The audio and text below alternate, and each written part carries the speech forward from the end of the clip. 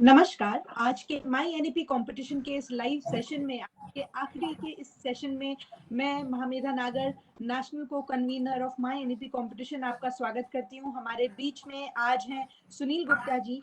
आप पूर्व में एबीवीपी के वरिष्ठ कार्यकर्ता रहे हैं और एचपीयू यानी कि हिमाचल प्रदेश यूनिवर्सिटी के फॉर्मर वाइस चांसलर आप हैं और साथ में आप वर्तमान में हायर एजुकेशन काउंसिल के चेयरमैन हैं। सर, मैं आपका बहुत बहुत स्वागत करती हूँ, अभिनंदन करती हूँ कि आज के इस लाइव सेशन में आप हमारे साथ में जुड़े हैं। जी हैं, आप एनईपी कंपटीशन के नेशनल कन्वीनर हैं। जैसा कि हम सबको ज्ञात है कि भारत सरकार के केंद्रीय मंत्रिमंडल द्वारा 19 जुलाई 2020 को नई राष्ट्रीय शिक्षा नीति को स्वीकृति दी गई। नई शिक्षा नीति का उद्देश्य नए भारत में आगामी पीढ़ियों को सशक्त बनाना एवं स्वयं को अपने उत्कृष्ट में परिवर्तन करना है। इस नई शिक्षा नीति का उद्देश्य 2040 तक भारत की शिक्षा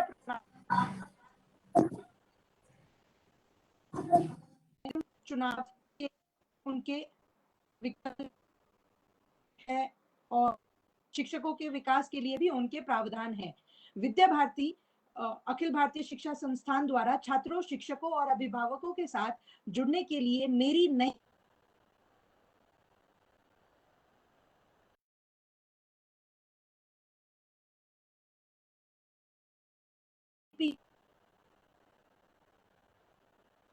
की विषय इस पे प्रतिभागियों को अपनी रचनात्मकता में निखार लाने के लिए प्रोत्साहित भी किया जा रहा है।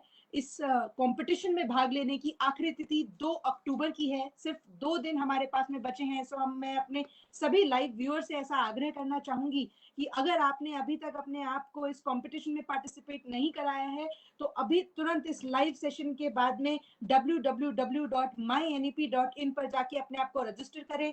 आज हमारे साथ में हिमाचल प्रदेश से जुड़ गए हैं सुनील गुप्ता जी और ऐसे कई सारे एम्बेसडर्स जिन्होंने अपने आप को माई एनईपी कंपटीशन के अंदर एम्बेसडर के रूप में रजिस्टर किया है, वो भी आज हमारे साथ में इस माई एनईपी के लाइव पेज से जुड़ गए हैं, फेसबुक पेज से जुड़ गए हैं। मैं आपका सर स्वागत करती हूँ। बिना किसी विलंब के मैं आपसे आग्रह करती हूँ कि आज हमारे सभी व्यूअर्स को आप संबोधित करें। नमस्कार बंधुओं, जो लोग इस फेसबुक लाइव में जुड़े हैं, गणेश जी हैं, नागर जी हैं। मैं विद्या भारती का आभारी हूं कि उन्होंने मुझे मौका दिया कि मैं इस श्रृंखला में नेशनल एजुकेशन पॉलिसी 2020 के बारे में बताऊं। क्योंकि मेरे पास टाइम कम है तो मैं संक्षेप में इसके बारे में बताऊंगा। ये नेशनल एजुकेशन पॉलिसी 34 वर्षों के बाद भारतवर्ष में आई है और बहुत विचार विमर्श के बाद इसे जुलाई 2020 में कैबिनेट ने अप्रूव किया और ये इम्प्लीमेंटेशन की कगार पर अब भारतवर्ष में आ गई है।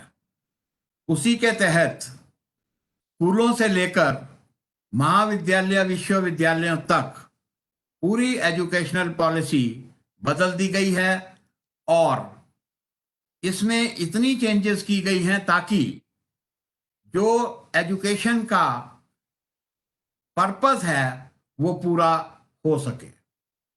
इस पॉलिसी में की सबसे बड़ी विशेषता ये है कि स्कूल से लेके और विश्वविद्यालयों तक, शोध तक इस पॉलिसी में इस तरह के प्रावधान किए गए हैं कि हमारा बच्चा कहीं पर भी अगर शिक्षा को छोड़ता है तो वो दोबारा शिक्षा में आ सकता है और उस शिक्षा को ग्रहण करने के बाद वो बच्चा सिर्फ एजुकेट नहीं होगा, शिक्षित नहीं होगा, बल्कि वो रोजगार की तरफ भी जाएगा, रोजगार पाएगा और रोजगार देने के लिए भी सक्षम होगा। ब्रीफ में मैं स्कूल की जो चेंजेस हुई हैं, पूरे भारतवर्ष में ये चेंजेस होंगी। पहले सरकारी स्कूलों में जो शिक्षा थी वो फर्स्ट स्टैंडर्ड से शुरू हुआ करती थी, परंतु अब इसमें प्री प्राइमरी को जोड़ दिया गया है तथा जो पहले 5 वर्ष हैं वो बच्चे की फाउंडेशन के लिए रखे गए हैं। 3 साल की आयु में बच्चा स्कूल में प्रवेश करेगा और सेकंड स्टैंडर्ड तक उसे ना कोई किताब, ना कोई कॉपी, ना कोई कलम, सिर्फ एक्टिविटीज के माध्यम से, गेम्स के माध्यम से उसे सिखाया जाएगा। और दूसरी बात जो इसमें बड़ी महत्वपूर्ण है कि पहले हमारी शिक्षा के लिए कोई इंग्लिश में पढ़ा रहा है, कोई हिंदी में पढ़ा रहा है, कोई किसी में पढ़ा रहा है। अब इस फाउंडेशन के लिए 3 प्रकार की भाषाएं होंगी। या लोकल लैंग्वेज में लोग पढ़ाएंगे, लोकल भाषा में, या रीजनल भाषा में पढ़ाएंगे, या मातृभाषा में इसे पढ़ाया जाएगा, मतलब सिखाया जाएगा। पढ़ाया क्या, सिखाया जाएगा। क्योंकि शिक्षाविद जिन्होंने ये पॉलिसी बनाई है उनका मानना है कि बच्चे के ऊपर कम से कम बोझ रहे अगर, तो उस बच्चे का विकास ज्यादा से ज्यादा होगा। तो ये एक नया बिंदु है जो कि इस शिक्षा नीति में आया है पहले 5 साल। और इन 5 सालों के बाद, सेकंड स्टैंडर्ड के बाद, दूसरी कक्षा के बाद, जो 3, 4 और 5 क्लासें हैं स्कूलों में, उनमें गणित के ऊपर ध्यान दिया जाएगा। और जो संस्कार हैं बच्चे को, कल्चर है, उसका भी ज्ञान दिया जाएगा। क्योंकि हमने इस शिक्षा नीति में नालंदा, तक्षशिला इस प्रकार की बात की है, तो उसके लिए, क्योंकि शिक्षाविदों का मानना है, सरकार का मानना है कि बच्चे को मैथमेटिक्स और गणित की वजह से कई परेशानियां आती हैं। तो कक्षा 3, 4 और 5 में गणित पे फोकस रहेगा और संस्कारों पे फोकस रहेगा, ताकि बच्चे जो स्कूलों में आए और इन कक्षाओं में पढ़ें, उन्हें संस्कार दिए जा सकें, भारतीयता से जोड़ा जा सके, ताकि आने वाले समय में वो पश्चिम सभ्यता की तरफ ना जाते हुए भारतीय मूल्यों और भारतीय संस्कृति के साथ जुड़े रहें। इसका जो इवैल्यूएशन है वो इंटरनल होता रहेगा, और जो बुक्स हैं वो ऑल इंडिया लेवल पे बनेंगी। एनसीईआरटी उसको बना रही है ताकि पूरे भारतवर्ष में एक ही कैरिकुलम हो, इसका एक ही पेडागॉजी हो और एक ही तरह से इसे पढ़ाया जा सके। दूसरी जो चेंज इस स्कूल शिक्षा में आई है वो 6ठी क्लास से आई है। अब इस शिक्षा में 6ठी क्लास, या जिसे 6th स्टैंडर्ड कहते हैं, वोकेशनल और स्किल को भी जोड़ दिया गया है।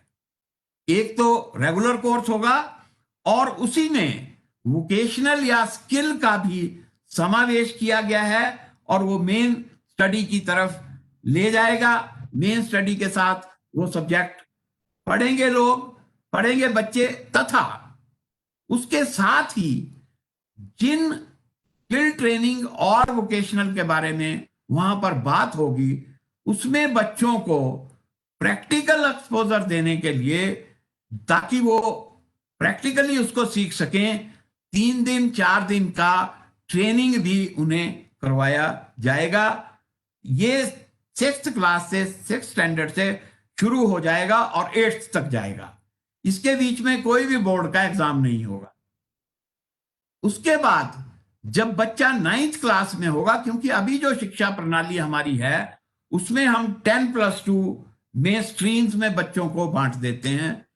क्लासेस हो जाती हैं, कोई आर्ट्स में जाएगा बच्चा, कोई साइंस में, कोई कॉमर्स में चला जाएगा 10+2 में।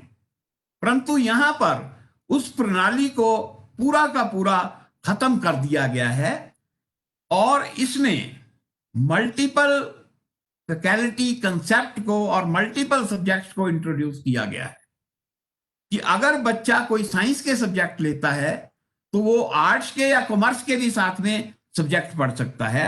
एक बास्केट होगी जिसमें से बच्चा सिलेक्ट करेगा, और वो कोई स्ट्रीम नहीं होगा कि ये बच्चा साइंस स्ट्रीम का है, या ये बच्चा आर्ट स्ट्रीम का है, या ये बच्चा कॉमर्स स्ट्रीम का है। दूसरी जो इसमें चेंज की गई है, अभी तक इस शिक्षा प्रणाली में जो चल रही थी उसमें वोकेशनल के लिए एक अलग सिस्टम था कि जो बच्चा इन स्ट्रीम्स में नहीं जाता है वो वोकेशनल की तरफ एडमिशन ले और वोकेशनल 10+2 करे उन सब्जेक्टों के साथ, चाहे वो कॉमर्स में हो चाहे दूसरे विषयों में हो। परंतु उसमें यह देखा गया कि हम स्कूल में ही बच्चों की कुछ क्लासेस क्रिएट कर रहे थे और बच्चों में जो वोकेशनल में जाते थे एक भावना आ जाती थी कि वो बच्चे रेगुलर स्ट्रीम में गए हैं तो वो थोड़े इंटेलिजेंट है और जो वोकेशनल में गया वो लेस इंटेलिजेंट है। उस क्लास को खत्म करने के लिए इसे वोकेशनल को री इमेजिन किया गया है पॉलिसी में, और उसके साथ ही इनमें से जो भी वोकेशनल का कोई सब्जेक्ट होगा या स्किल का जो सब्जेक्ट होगा वो भी मेन सब्जेक्ट के साथ ही पढ़ा जाएगा और उसके जो मार्क्स हैं वो टोटल में काउंट हो जाएंगे। क्योंकि ये सारा का सारा ग्रेडिंग सिस्टम है तो ग्रेड आएंगे, वो ग्रेड का समावेश पूरे ग्रेड्स में चला जाएगा और बच्चा साथ में ही वोकेशनल एजुकेशन भी लेता रहेगा। ये एक बड़ी चेंज है। जब मल्टी फैकल्टी और मल्टी डिसिप्लिन जिसको हम कहते हैं या विभिन्न विषयों को लेना, स्ट्रीम्स को खत्म कर दिया गया है, उसी के तहत जब बच्चा कॉलेज में जाएगा, कॉलेज में भी अब जिसको हम हायर एजुकेशन कहते हैं उसे पूरा का पूरा बदल दिया गया है। क्योंकि पहले हम बीए करते थे, बीएससी करते थे, बीकॉम करते थे, बीबीए करते थे, बीसीए करते थे, अलग अलग सब्जेक्ट पढ़ा करते थे। अगर मैं बीकॉम कर रहा हूं तो मैं बीकॉम के सब्जेक्ट पढ़ूंगा, अगर साइंस पढ़ रहा हूं तो साइंस के सब्जेक्ट पढ़ूंगा। जब क्रेडिट सिस्टम आया उसमें थोड़ा परिवर्तन किया गया था, परंतु उसमें भी ये कंपार्टमेंट सिस्टम खत्म नहीं किया गया।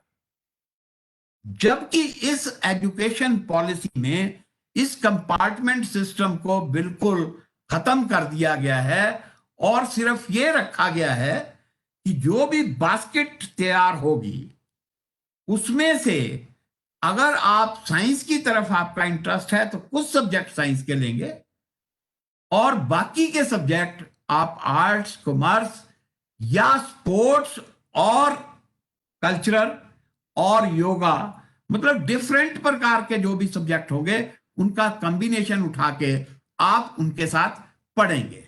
ये मल्टी डिसिप्लिनरी कंसेप्ट में आया है ताकि बच्चा जो है वो हमारा ग्रेजुएट हो विद मल्टी डिसिप्लिन सब्जेक्ट्स। वो सिर्फ ये ना हो कि अगर साइंस पढ़ रहा है तो फिजिक्स, केमिस्ट्री, मैथमेटिक्स ही पढ़ रहा है, कॉमर्स पढ़ रहा है तो कॉमर्स के ही सब्जेक्ट पढ़ रहा है।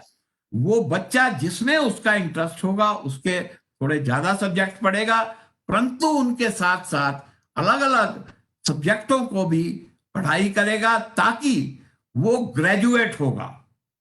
हम ये नहीं कहेंगे कि वो बीए है, बीएससी है या बीकॉम है, वो बच्चा ग्रेजुएट होगा और जो भी उसके मेजर्स होंगे उनके साथ वो ग्रेजुएट हो जाएगा। ये बड़ी एक चेंज की गई है और इस चेंज के पीछे जो मैं समझता हूं, जहां तक मैंने ड्राफ्ट भी पढ़ा पॉलिसी का, फिर उसके बाद जो पॉलिसी अडॉप्ट हुई है वो भी पढ़ी, उसके पीछे एक कारण है जो कि वोकेशनल का भी इसमें समावेश कर दिया गया, आपके एक्स्ट्रा कैरिकुलर एक्टिविटीज का भी इस सिलेबस पाठ्यक्रम में ही समावेश कर दिया गया कि हमारा बच्चा एक तो उसकी कोई क्लास ना हो कि वो वोकेशनल का है, अभी बीवॉक वगैरह के कोर्स चलते हैं, और दूसरा किसी स्ट्रीम का हो, वो अपनी पसंद के सब्जेक्ट पढ़े ताकि वो शिक्षा उसको रोजगार की तरफ ले जाए। अगर शिक्षित बच्चा होकर फिर रोजगार नहीं पाता है या रोजगार नहीं दे सकता है, हमारे माननीय प्रधानमंत्री जी ने कहा कि ये जो शिक्षा नीति है इसके साथ बच्चे जो है सिर्फ जॉब, वो जॉब क्रिएटर भी होंगे। उसका मतलब ये है कि वो पढ़ाई के साथ साथ जब किसी चीज में दक्ष हो जाएंगे, किसी चीज में स्पेशल हो जाएंगे, तो वो अपना बिजनेस भी कर सकते हैं, सेल्फ एम्प्लॉयड भी हो सकते हैं, कोई कंपनी भी खोल सकते हैं। जब वो इस प्रकार से होंगे तो वो जॉब क्रिएटर हो जाएंगे। और जो बच्चे उस तरफ को नहीं जा सकते हैं वो बच्चे, उनको इस शिक्षा से जॉब्स मिलेंगी। मतलब सिंपल वर्ड्स में ये है कि अब हम बच्चे को एजुकेट नहीं करेंगे, बल्कि उसको एजुकेशन के साथ साथ एम्प्लॉयबल भी बनाएंगे, रोजगार से संबंधित शिक्षा भी देंगे। पहले क्या था कि कुछ बच्चे उसकी तरफ जाते थे, बाकी बच्चे मेन स्ट्रीम की तरफ जाते थे।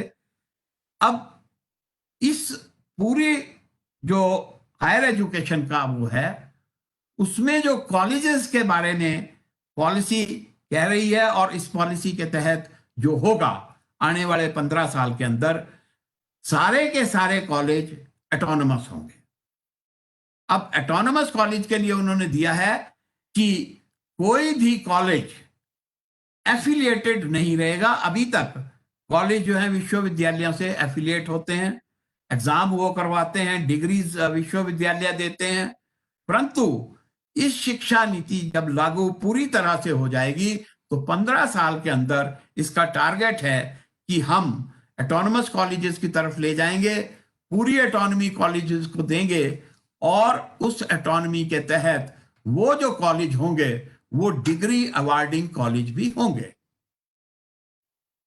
कॉलेजेस में डिग्री को 2 तरह की कर दिया गया है, एक 3 साल की डिग्री है, एक 4 साल की डिग्री है। टोटल पीरियड जो 3 साल का है उसमें फर्स्ट ईयर, सेकंड ईयर और थर्ड ईयर, और उसके बाद जो चौथा साल है इसमें जोड़ा गया है वो रिसर्च के एंगल से, शोध के एंगल से भी जोड़ा गया है। अगर किसी बच्चे को शोध की तरफ जाना है या हायर एजुकेशन की तरफ जाना है तो वो 4 साल की डिग्री में एडमिशन पे जाएगा, 3 साल पढ़ेगा, उसके बाद 4th ईयर में वो रिसर्च की तरफ भी थोड़ा जाएगा। तो इसलिए कॉलेजेस में भी रिसर्च को मुहैया करवाया जाएगा, और उनके लिए जो विश्वविद्यालयों में है वो पोस्ट ग्रेजुएशन 1 साल का होगा, और जो 3 साल की डिग्री करके कहीं चला गया और उसके बाद वो विश्वविद्यालय ज्वाइन करता है तो उसके लिए वो डिग्री 2 वर्ष की होगी, क्योंकि 1 वर्ष जिस छात्र ने कॉलेज में एक्स्ट्रा लगाया है, जो वहां पर पढ़ा है, तो उन बच्चों को विश्वविद्यालय में वो 1 साल में करना होगा, तथा दूसरा वर्ष वो सेम होगा और वो पोस्ट ग्रेजुएट होगा। तीसरा जो इसमें चेंज किया गया है, अभी तक हमारी शिक्षा पद्धति में अगर हम फर्स्ट ईयर कर लेते थे या सेकंड ईयर कर लेते थे उसका कोई महत्व नहीं था, कोई हमें उसके बारे में कोई सर्टिफिकेट या कुछ नहीं मिलता था, सिर्फ आपके पास का सर्टिफिकेट था, और उसको लेकर बाद में कई दिक्कतें आती थी।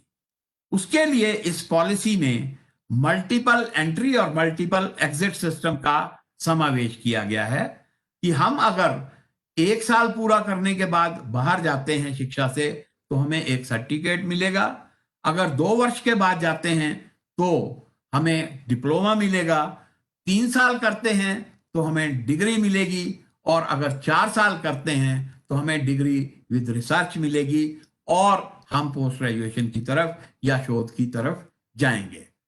इस शिक्षा नीति में 2 प्रकार के विश्वविद्यालय रखे गए हैं कि जो विश्वविद्यालय प्रेजेंटली चल रहे हैं उनकी 2 ही कैटेगरीज होंगी, और वो कैटेगरी इस पे बेस नहीं है कि वो सरकारी होंगे या गैर सरकारी होंगे या कुछ और होंगे।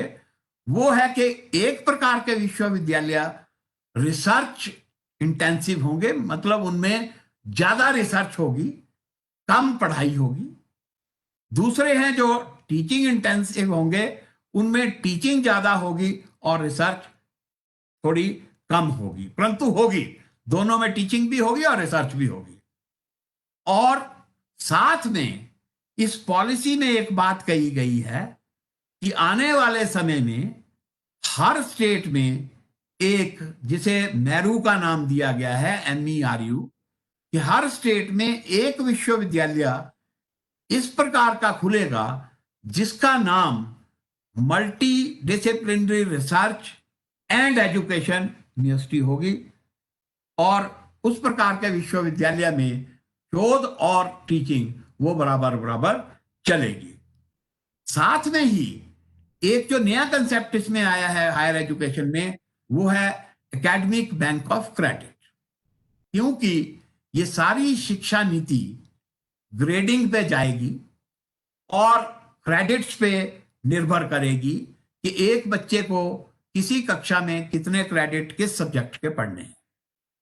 अगर कोई बच्चा बीच में छोड़कर चला जाता है तो जो क्रेडिट उसने अर्न किए हैं उतने समय में वो क्रेडिट उसके इंटैक्ट रहेंगे, क्योंकि इसमें एक प्रावधान किया गया है शिक्षा नीति में कि हर बच्चे का एक सेपरेट पोर्टल होगा और उस पोर्टल में जो भी उसके क्रेडिट अर्न्स होंगे वो रहेंगे। जैसे अभी हमारा एक डिजी लॉकर है गवर्नमेंट ऑफ इंडिया का, उसमें आपकी आरसी भी रहती है, आधार कार्ड भी, सारा चीजें वहां पे रहती हैं, वो आप खोल लीजिए, उसमें सब कुछ आ जाएगा अगर आप रजिस्टर्ड हैं। तो इसी प्रकार अगर किसी सब्जेक्ट में बच्चे ने 10 क्रेडिट कर लिए हैं और टोटल उसमें 30 करने हैं तो वो 20 जो बचे हैं वो क्रेडिट करके उसकी तरफ जा सकता है।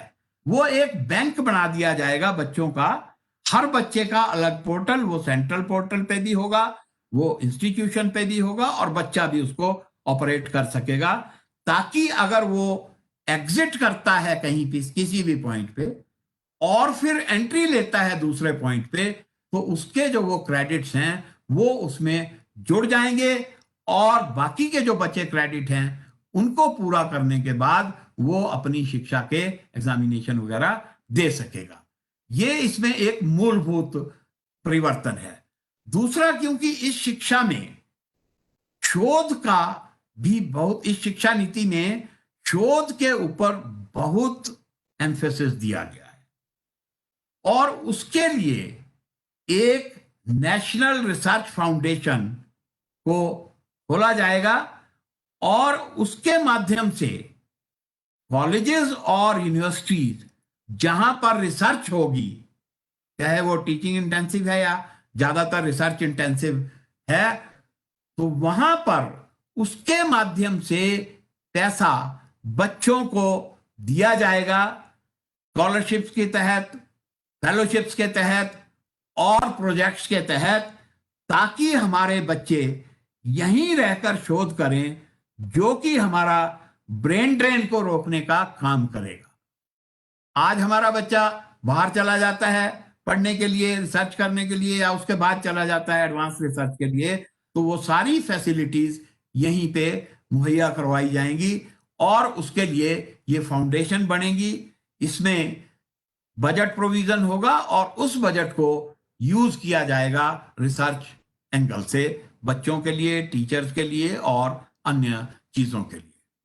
दूसरी जो बात है इसकी बड़ी इंपॉर्टेंट जो एजुकेशन पॉलिसी की है, क्योंकि इसमें एक चीज कही गई है कि हम 15 वर्षों में जो GER है, ग्रॉस एनरोलमेंट रेशियो, उसको स्कूलों में 100% पे लेके आना चाहते हैं और हायर एजुकेशन में उसको 50% पर लेकर जाना चाहते हैं। अभी हायर एजुकेशन में मुझे डाटा याद है कि सिर्फ 23.6% है जो ग्रॉस एनरोलमेंट रेशियो है। तो अगर हमारा स्कूल्स का रेशियो 100% होगा, जिसमें कहा गया है कि 2 करोड़ बच्चा जो स्कूल से बाहर है उनको मेन स्ट्रीम में हम लेकर आएंगे। अब कई नगर, कई इलाके भारतवर्ष के ऐसे हैं जहां पर पैसों की कमी है, कोई बैकवर्ड क्लासेस हैं, सोशली डिसएडवांटेज क्लासेस हैं, तो उसके बारे में भी स्कूल एजुकेशन और हायर एजुकेशन में एक कंसेप्ट दिया गया है कि हम उन जगहों पे स्पेशल एजुकेशन जोन्स क्रिएट करेंगे और उनमें पैसा पंप करके उस प्रकार का हम निर्माण करेंगे कि जो बच्चे स्कूलों में या कॉलेजेस में नहीं जा सकते हैं उन्हें कोई दिक्कत ना आए। अगर हॉस्टल की फैसिलिटी देनी है तो वो भी दी जाएगी, स्कूल खोलने हैं, कॉलेज खोलने हैं, उस प्रकार की चीजें की जाएंगी। और जिन स्कूलों में बच्चे कम हैं उन स्कूलों के क्लस्टर बनाए जाएंगे ताकि जो फैसिलिटीज और टीचिंग फैकल्टीज हैं उनका शेयर किया जाए। वो क्लस्टर कॉलेजेस के लिए भी कंसेप्ट है और स्कूल्स के लिए भी कंसेप्ट है।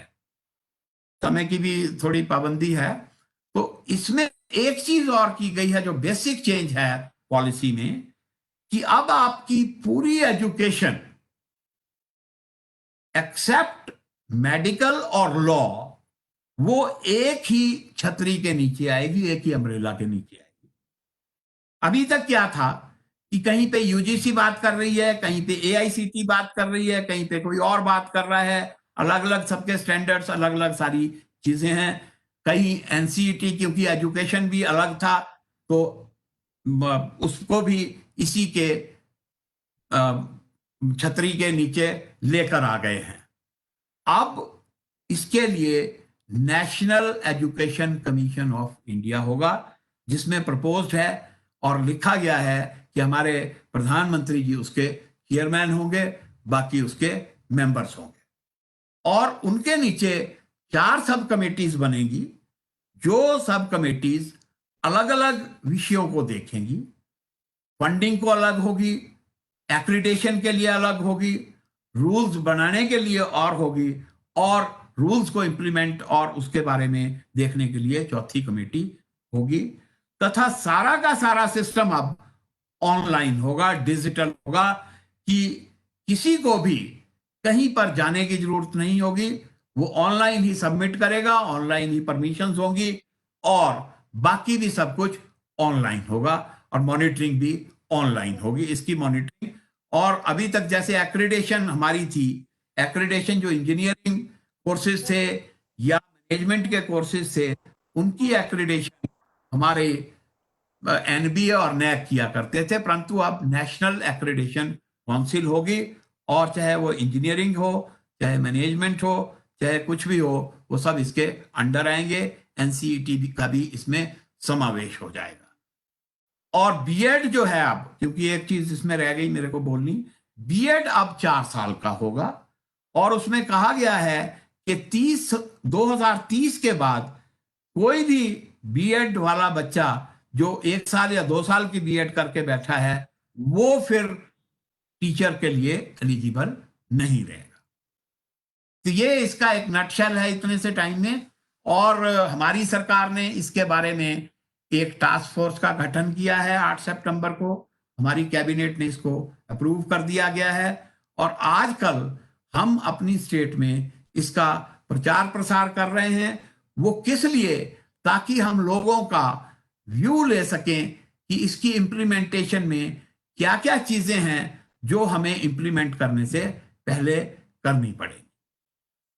तो इन्हीं शब्दों के साथ मैं अपनी वाणी को विराम दूंगा, और मैं आभारी हूं बाल भारती का, जिन्होंने मुझे मौका दिया, क्योंकि अदरवाइज हमारे शिक्षा मंत्री जी यहाँ पर आने वाले थे, परंतु इन्हीं कारणोंवश हमारे शिक्षा मंत्री जी कहीं पर व्यस्त हैं, प्रधानमंत्री जी का दौरा है, इसलिए उन्होंने मुझे कहा, क्योंकि मैं ही हिमाचल प्रदेश में इसका जो प्रचार एंड प्रसार है कॉलेजेस में, क्योंकि हायर एजुकेशन में देखता हूं, तो वो मैं ही कर रहा हूं पिछले 10-15 दिन से। तो आप सबका धन्यवाद।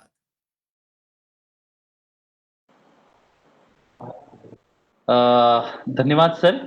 मैं आपका बहुत बहुत शुक्रिया व्यक्त करता हूं। हमारे साथ वैसे कॉल नेकी जी भी जुड़े हैं हिमाचल प्रदेश से, हिमाचल प्रदेश के प्रांत के संगठन मंत्री हैं।